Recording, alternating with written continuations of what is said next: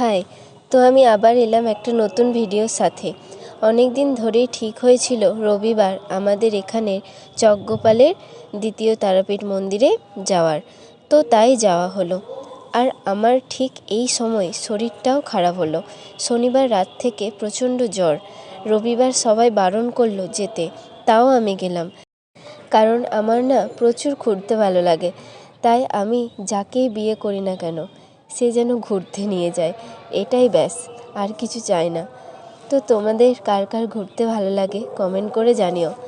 যাই হোক, শরীর খারাপ নিয়েই বেরিয়ে গেলাম। আর এই দিকে রাস্তার যা অবস্থা প্রচুর খারাপ, তাও মাকে দর্শন করার জন্য সবাই যাচ্ছে, আমরাও এসেছি।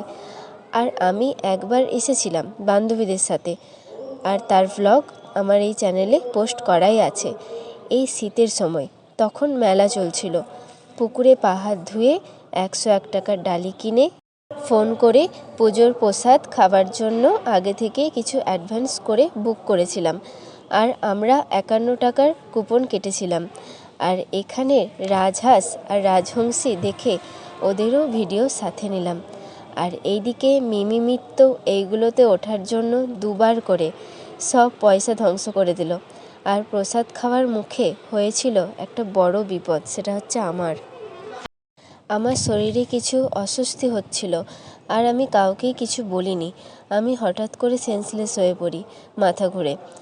আর এইরকম কখনো হয়নি, দিস ইজ দ্য। তাই সবাই বলে জ্বর হলে কোথাও যাওয়া উচিত না। সবাই বারণ করছিল, সত্যি শুনলে হতো। আর তাই আমি আর ভ্লগটা কন্টিনিউ করতে পারিনি। সব ঠিক হতে প্রসাদ খেয়ে একটু রেস্ট নিয়ে বাড়ি ফিরলাম।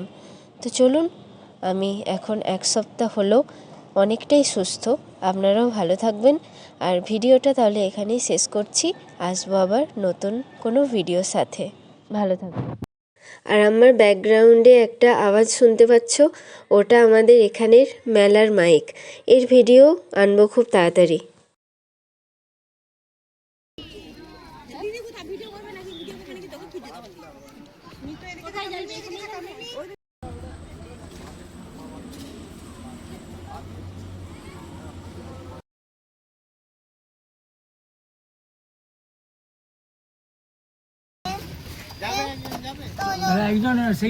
এখানে সব খাওয়া দাওয়ার প্রস্তুতি নিচ্ছিলাম, কিছু খেয়ে নিচ্ছিলাম টিফিন।